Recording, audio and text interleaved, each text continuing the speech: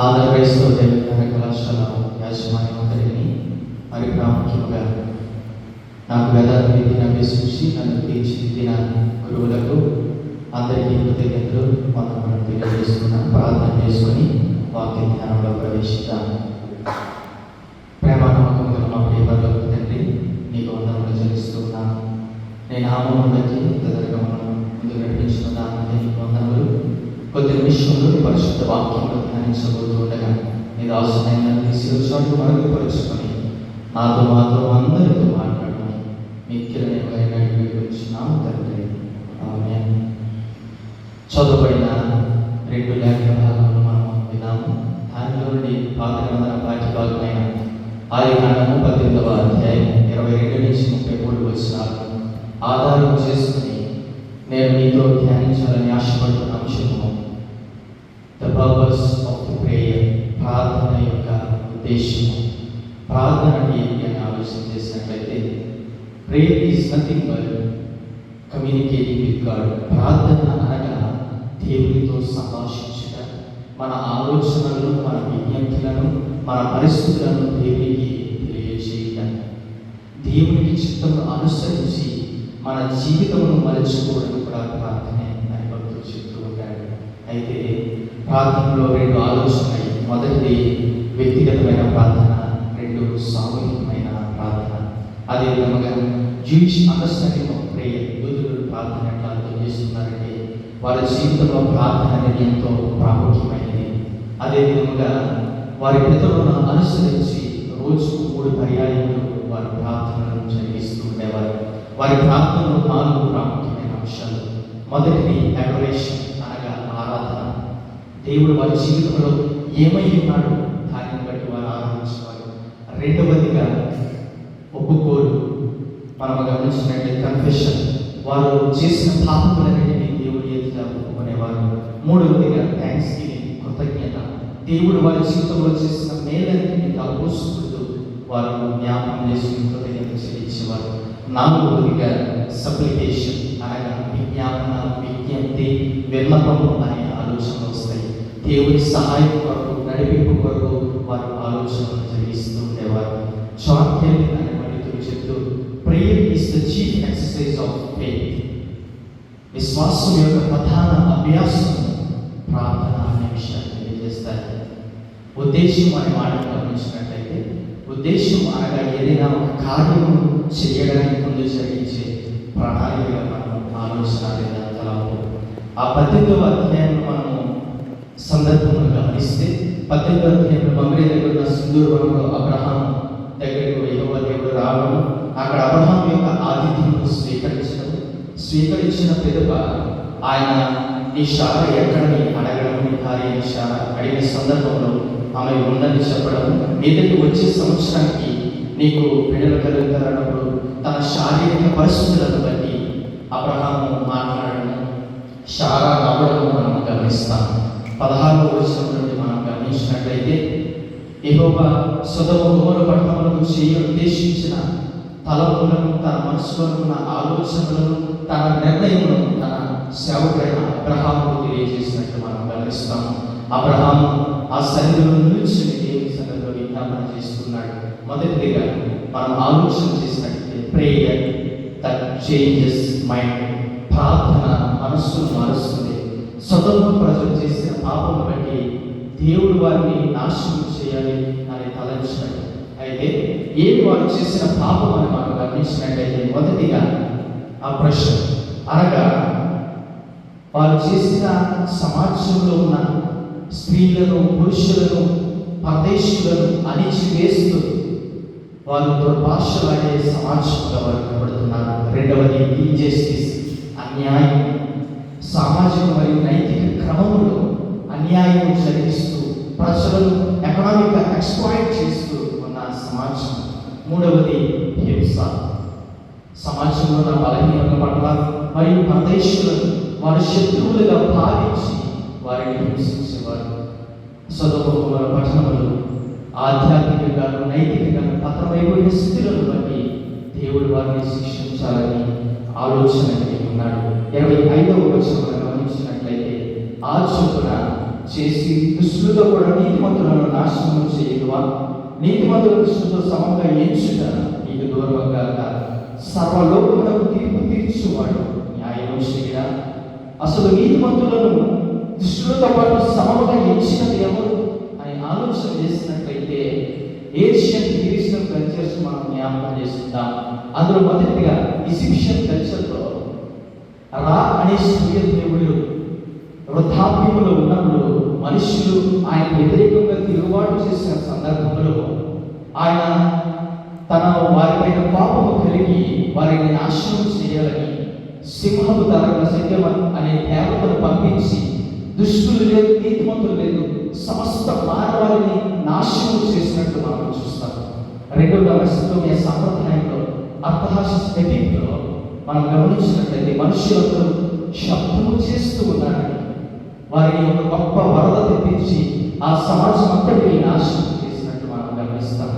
మూడవదిగా బాబిలోనియన్ సందర్భంలో మనుషులను బానిసలుగా భావించి వారి వర్గులు మరియు ఇతర రాజులు తమ నుండి సమస్తంలో జరిగిస్తూ అన్యాయం జరిగిస్తున్న పరిస్థితులు. ఈ మూడు ఏషియన్ ఈజిప్షియన్ కల్చర్స్ లో నీతిమంతులను దుష్టులను సమముగా ఎంచినవారు. వారి సమాజంలో నీతి, న్యాయం, క్షమాపణ అనేది ఎక్కడ మనకు కనిపించదు. మనం గమనం చేసినట్లయితే అబ్రహాం ఎందుకు ప్రార్థిస్తూ ఉన్నాడంటే, డాక్టర్ థామస్ అంటున్నాడు, Abraham was jealous for the reputation of Yahweh. అనగా జీలస్ అనగా deeply concern for the honour of God. దేవుడికి ఉన్న పేరు ఎక్కడ పోతుందో అని ఆవేదన చెందుతున్నాడు. మిఖాయా వాయిస్ చెప్తున్నాడు ఏంటంటే, just God can give as unjust God. న్యాయవంతుడైన దేవుడు ఎక్కడ న్యాయస్తుడిగా కనిపిస్తాడేమో. ఎందుకంటే నీతిమంతులను దుష్టులుగా సమంగా ఎంచి అందరిని నాశనం చేస్తే వారు నీవు ఒకటి అయిపోతారయ్యా అనే ఉద్దేశంతో తన హృదయాకాంతం నుండి అబ్రహాము చేసుకున్న ప్రార్థన, అయ్యా నీతిమంతులను దుష్టులుగా సమంగా ఎంచకు దేవా అని ప్రార్థన చేస్తూ ఉన్నాడు. ఆ ప్రార్థనను విన్న దేవుడు తన హృదయమును మార్చుకుంటూ తన పరిస్థితులను బట్టి వారిని ఉద్దేశం కలిగి God is God of justice, దేవుడు న్యాయవంతుడైన దేవుడు అనే దేవుడు పోతుందని ఆయన హృదయాక్రాంతన చెందుతూ ఉన్నాడు. తద్వారా అబ్రహాము చేసిన ప్రార్థనను బట్టి దేవుడు తన మనస్సును మార్చుకున్నాడు. రెండవదిగా ప్రేయర్ దట్ చేంజెస్ డెసిషన్.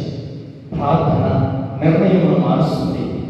దేవుడు అబ్రహాము చేసిన విజ్ఞప్తిని బట్టి పట్టణమంతటిని నాశనం చేయాలని తలచిన యెహోవా దేవుడు 25వ వచనంలోకి వచ్చేసరికి 26వ వచనంలోకి వచ్చేసరికి యెహోవా సొదొమ పట్టణంలో 50 మంది నీతిమంతులు నాకు కనబడినయ్యనగా వారిని బట్టి ఆ స్థలమంతటిని కావిలినను. అబ్రహాము 50 మంది నీతిమంతులతో ప్రారంభించి 40, 30, 20, 10 మందితో కింద దాకా వస్తూ ప్రతి సందర్భంలో కూడా దేవుడు ఉన్న కొద్ది మంది నీతిమంతుల నిమిత్తమై ఆ పట్టణమంతటిని కావిలినని ఆయన చెప్తూ ఉన్నాడు. For the sake of few righteous people, God is going to spare the whole city. దేవుని యొక్క క్షమాగుణాన్ని, ఆయన ప్రేమను మనం ఇక్కడ గమనిస్తూ ఉన్నాము. We could see the forgiveness of Yahweh. ప్రియమైన వారు, గ్రహాన్ ఫాదర్ అంటూ ఉన్నాడు, the righteous individual has power to mediate for our need. నీతిమంతుడైన ఒక వ్యక్తి అనేక మంది కొరకు విజ్ఞాపన చేసే మధ్యవర్తిత్వం వహించే శక్తి ఉన్నది అని చెప్తున్నాడు. అబ్రహాము తన స్వనీతిని ఆధారం చేసుకుని విజ్ఞాపన చేయడం లేదు, కానీ దేవుని నీతిని ఆధారం చేసుకుని ఆయన విజ్ఞప్తి చేస్తూ ఉన్నాడు. మనం గమనిస్తే దేవుని యొక్క కార్యములను, క్రియలను మనం గమనించగలం.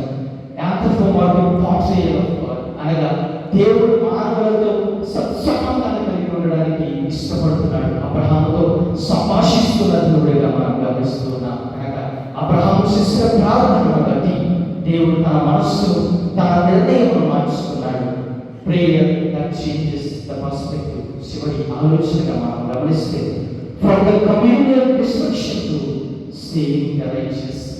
అనగా సమస్తను నాశనం చేయాలని ఉద్దేశించిన దేవుడు ఆయన ఏం చేస్తున్నాడంటే కొద్ది మంది నీతిమంతులను ఆయన క్షమించడానికి ఇష్టపడుతున్నాడు. అబ్రహాము చేసిన అభ్యర్థనలో దేవుడు ఎక్కడ కూడా కోపపడినట్లు మనం గమనించము. ప్రియులారా, దేవుడి యొక్క నీతి, న్యాయము, కరుణ తన ప్రజల పట్ల ఎల్లకాలం ఉంటుందని తెలియజేస్తూ ఉన్నాడు. మనం అదే సందర్భంలో ఒక సందర్భంలో గమనిస్తే 11-14 గమనిస్తే, తన ప్రజలైన ఇశ్రాయేలీయులు మోషే సీనాయి పర్వతానికి వెళ్ళి కిందకి రావడానికి తడుగు చేస్తే, ఆ సందర్భంలో అహరోనును ప్రశ్నించారు. అయ్యా, మా ముందు నడిచిన మోషే అనేవాడు ఏమాయను? మా ముందు నడిచిన ఒక దేవత నుంచి మన సందర్భంలో అహరోను చేసిన కార్యం, ఒక బంగారు గోడను చేసి అక్కడ పెట్టినప్పుడు యెహోవా కోపము వారి మీద రగులుకునే సందర్భంలో ఆయన చెప్తున్నాడు. 11వ వచనం, మోషే ప్రార్థన చేస్తూ ఉన్నాడు. మోషే తన దేవుడైన యెహోవాను బ్రతిమాలుకుని, యెహోవా, నీవు మహాశక్తి వలన, బాహుబలం వలన ఐగుప్తు దేశంలో నుండి రప్పించిన నీ ప్రజల మీద నీ కోపం మండలేలా? ఆయన పంటల్లో వారిని చంపనట్లు, భూమి మీద నుండి నాశనం చేయనట్లు కీడు పట్టి వారిని తీసుకుని పోయినని ఐగుప్తుకి యావత్సపడవలెను అని చేసిన విజ్ఞాపనను బట్టి 14వ వచనంలో గమనిస్తే, అంతటా తన ప్రజలకు చేస్తున్న చెప్పిన కీడును గురించి ఆయన సంతాపపడేది. మోషే చేసిన ప్రార్థనను బట్టి తన ఉద్దేశములను మార్చుకున్న దేవుడు వాట్ ఇంప్రూవ్మెంట్ చెప్తున్నాడు. God of Israel is destiny indifferent అనగా Yahweh is the one who sees, forgives, responds and listens. దేవుడైన యెహోవా ఏం చేస్తున్నాడంటే వినడానికి ఆసక్తి చూపిస్తున్నాడు, ప్రతిస్పందించడానికి ఆసక్తి చూపిస్తున్నాడు. దేవుడిగా మనం గమనిస్తాం. యెహోవా తన ప్రజల పట్ల ఎంత శ్రద్ధ కలిగి ఉన్నాడో మనం గమనించగలం. అయితే తర్వాత అధ్యాయంలో మనం గమనిస్తే సొదొమ గొమొర్రా పట్టణం నాశనమైనట్టుగా మనం గమనిస్తాం. ఎందుకు నాశనమైందని ఆలోచన చేస్తే లూకాసు వార్త 11:17 వచనంలో ఆయన వారి ఆలోచన లేని వారితో ఇట్లనేను, తనకు తానే వ్యతిరేకంగా వేరుపడిన ప్రతి రాజ్యము పాడైపోవును, తనకు తానే విరుద్ధమైన ప్రతి ఇల్లును కూలిపోవును. సొదొమ పట్టణం బయట నుండి వచ్చిన ఏ శత్రువులు కూడా వారి నాశనం చేయలేదు, కానీ వారి యొక్క స్వయంకృత అపరాధం అనగా నైతికంగా, ఆధ్యాత్మికంగా పతనమైపోయిన స్థితులను బట్టి వారి నాశనం చేయబడ్డారు. కనుక ప్రస్తుత సందర్భంలో మనం గమనించినట్లయితే సంఘము, సంఘ కాపరు నాశనం అవుతున్నారు లేదా విచ్ఛిన్నం చేయబడుతున్నది సంఘం అంటే అది మన స్వయంకృత అపరాధమే. ప్రియమైన వాళ్ళారా, మనం ఏ స్థితిలో ఉన్నామో మనం స్వపరిశీలన చేసుకుంటూ మనం గమనించుకుంటూ దేవుడికి అయిష్టమైన ప్రతి దానిని విడిచిపెడుతూ, కనుక మనం చేసే ప్రతి క్రియను ఆయన ఇష్టానుసారంలో ఉండే విధంగా ఆయన నీతి న్యాయంలో అనుసరిస్తూ మనం ఆయన పరిశుద్ధ పరిచర్యలో నమ్మకంగా కొనసాగిపోయే భాగ్యము దేవుడు మనకు అనుగ్రహించుకుంటాడు. ఆమేన్.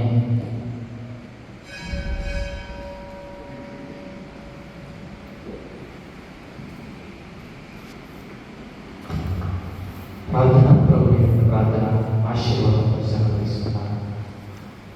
పరిశుద్ధులను ప్రేమ